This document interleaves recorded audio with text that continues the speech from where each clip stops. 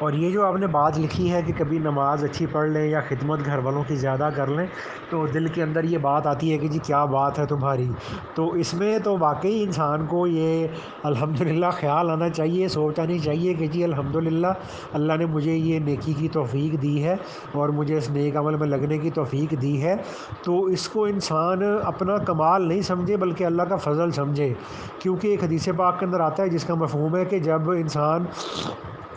نماز کے لیے گیا، اس نے وہاں جا کے نماز پڑھی اور نماز پڑھنے کے بعد اس نے کہا کہ جی دیکھو جی یہ نماز تو میرے دل کے اندر نماز پڑھنے کی سوچ پیدا ہوئی، یا میں نے سوچا کہ میں نماز پڑھنے جاؤں اور میں چل کے گیا نماز پڑھنے کے لیے، اور میں اپنے دنیا کے جس کام میں لگا ہوا تھا میں نے اس کام کو چھوڑا اور میں نماز کے لیے گیا. تو اللہ پاک اس کے جواب میں نا اس مسلمان بندے کو یہ فرماتے ہیں کہ بھائی تم یہ جو کہتے ہو کہ جی میرے دل کے اندر خیال پیدا ہوا نماز پڑھنے کا، تو یہ بتاؤ کہ تمہارے دل کے اندر نماز پڑھنے کا جو خیال تھا وہ کس نے ڈالا؟ وہ تو اللہ کی ذات نے ڈالا. اور پھر جب انسان کہتا ہے کہ نہیں جی یہ تو میں اپنی ہمت اور کوشش سے میں نے نیکی کی ہے، نیک عمل کیا ہے، تو اللہ پاک فرماتے ہیں کہ بھئی یہ بتاؤ کہ تمہیں اس نیکی کی کرنے کی توفیق کس نے دی ہے؟ اور جب انسان یہ کہتا ہے کہ وہ تو جی میں خود چل کے گیا ہوں نیکی کے لیے، نماز وغیرہ پڑھنے کے لیے، تو اللہ پاک جس کو فرماتے ہیں کہ بھئی تم جن قدموں سے چل کے گئے تھے، جن آنکھوں سے دیکھ کے گئے تھے، تو جس دماغ سے سوچ کے گئے تھے، تو یہ بتاؤ کہ جسم کے ان اعضاء کے اندر یہ اتنی طاقت اور وہ کام کرنے کی صلاحیت کس نے رکھی تھی؟ بھئی وہ تو اللہ نے رکھی تھی. لیکن جب انسان یہ کہتا ہے کہ یا اللہ یہ نماز پڑھنے کا تو دل میں آپ نے خیال ڈالا، اور یا اللہ نماز پڑھنے کی توفیق آپ نے دی، اور یا اللہ میں جو نماز پڑھنے گیا ہوں اس میں میرا کوئی کمال نہیں ہے، اور یا اللہ میں نے نماز پڑھی اس میں میرا کوئی کمال نہیں ہے، تو پھر ایسے بندے کو اللہ تعالیٰ یہ فرماتے ہیں کہ نہیں بھئی نیت تو تم نے ہی کی تھی اور خیال تو تمہارے دل کے اندر ہی آیا تھا اور چل کے تو تم خود ہی گئے تھے. تو پھر اللہ پاک کی طرف سے یہ معاملہ ہوتا ہے. اور بعض دفعہ ایسا ہوتا ہے کہ ہمیں ریاکاری کا وسوسہ آتا ہے کہ جی میں نے دیکھو جی یہ کام میں نے بڑا اچھا کیا، جی دیکھو جی میں نے کتنا بڑا تیر مارا اور کیسی اچھی بات ہے. تو یہ بات ذہن میں رکھنے کی ہوتی ہے کہ ریاکاری کا وسوسہ آنا یہ ریاکاری نہیں ہوتا، بلکہ ریاکاری یہ ہوتا ہے کہ انسان باقاعدہ کسی عمل کو کرنے سے پہلے اس چیز کی پختہ نیت اور پختہ ارادہ کرے کہ میں یہ عمل اس لیے کر رہا ہوں تاکہ لوگ مجھے دیکھیں اور لوگ مجھے بڑا نیک سمجھیں اور لوگ میری تعریف کریں. تو اگر یہ عمل کے بعد اگر دل میں یہ خیال سوچ آ گئی کہ جی دیکھو جی تم نے تو بڑا اچھا کام کیا ہے، تو اس کی طرف انسان نے توجہ نہیں دینی. یہ ریاکاری نہیں ہے بلکہ ریاکاری کا وسوسہ ہوتا ہے. ٹھیک ہے نا؟ تو اس لیے انسان اس کو لائٹ لے، اس میں پریشان نہ ہو. اور یہ تھوڑا سا آپ کے ساتھ یہ مسئلہ بھی ہے کہ آپ کو ذرا نا وساوس یہ چیزیں زیادہ آ جاتی ہیں، تو اس وجہ سے بھی آپ کا دھیان اس طرف کو چلا جاتا ہے. تو جب کبھی ایسی کوئی سوچ آئے تو اس میں بندہ یہ کہہ کر اپنی توجہ کسی اور طرف کر لے کہ بھئی یہ تو اللہ کا فضل تھا، میں نے تو کچھ بھی نہیں کیا، تو اللہ نے مجھے توفیق دی ہے تو میں نے یہ کام کر لیا ہے. تو اس کو آدمی اتنا سوچ کر اس کو بندہ اپنے ذہن سے نکال دے،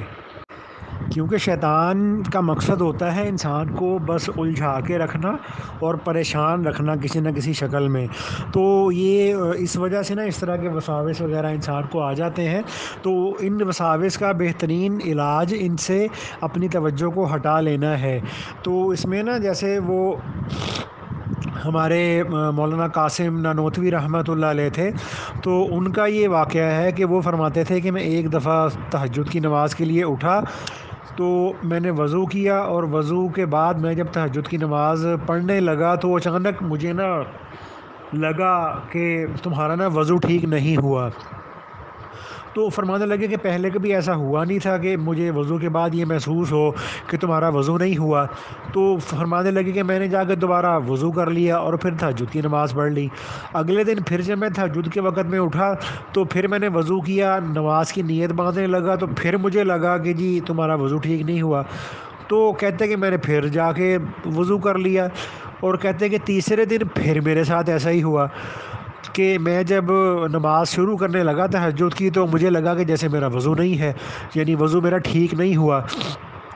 تو یہ اصل میں تھا تو یہ شیطان کی طرف سے وسوسہ تھا کہ وہ ان کو پریشان کرنا چاہتا تھا، ان کو متردد رکھنا چاہتا تھا اور ان کی توجہ اعمال سے ہٹا کر اس کو منتشر کرنا چاہتا تھا۔ تو قاسم ننوتوی رحمۃ اللہ علیہ فرمانے لگے کہ میں نے کہا کہ بھائی میں اب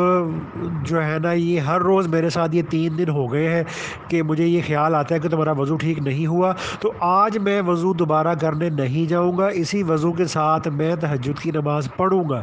تو فرمانے لگے کہ میں نے جب یہ سوچا تو مجھے اپنے اندر سے وہ ایک آواز آئی، جیسے وہ انسان اپنے آپ کے ساتھ بات کرتا ہے کہ بھائی اگر تم اس طرح سے وضو تمہارا ٹھیک نہیں ہوا اور اگر تم نے بغیر وضو کے نماز پڑھ لی تو اس وجہ سے جو ہے وہ تم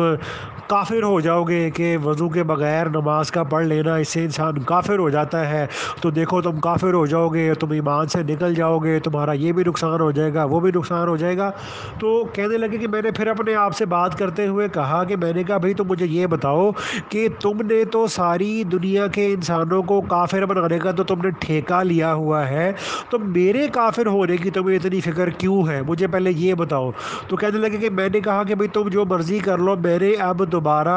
یہ جو ہے نا وسوسے کی وجہ سے میں نے وضو نہیں کرنا اور اسی وضو کے ساتھ میں نے نماز پڑھنی ہے۔ تو یہ طریقہ ہوتا ہے کہ انسان ان وسوسوں کی طرف توجہ نہ کرے، اگر توجہ کرے گا تو انسان اور زیادہ پریشان ہوگا۔